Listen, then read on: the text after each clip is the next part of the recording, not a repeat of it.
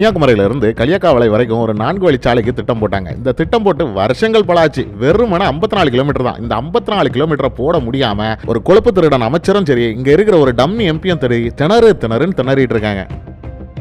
பதவியில இருந்து என்னடா பண்றீங்க, ஏதாவது பண்ணி தொலைங்கடா அப்படின்னு கேள்வி கேட்டா, தண்ணி இல்ல ப்ரோ, மண் இல்ல ப்ரோன்னு சின்ன பிள்ளைத்தனமா காரணங்களை சொல்லிட்டு சுத்துறானுங்க.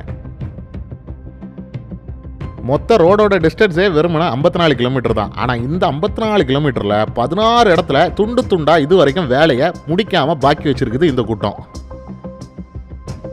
இதுல ஹைலைட் என்னன்னா, நம்ம ஊரு மலமுழுங்கி அமைச்சர் இருக்கார் இல்லையா, மதுரை ஹைகோர்ட்ல ஒரு கேஸ் ஒன்று போட்டிருக்காப்ல. என்ன கேஸ் தெரியுமா? இந்த சாலை பணிகளை இதுக்கு மேலேயும் கண்டினியூ பண்ண வேண்டாம், அப்படியே நிறுத்திடலாம் அப்படின்னு ஒரு கம்ப்ளைண்ட் போட்டிருக்காரு.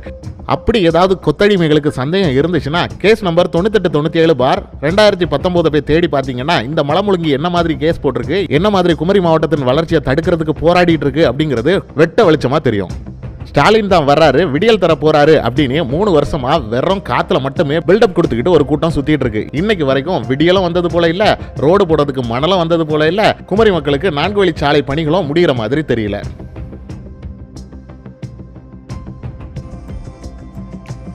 தாமரைக்கு வாக்களிப்போம், நம்ம அண்ணாச்சியை வெற்றி பெற செய்வோம்.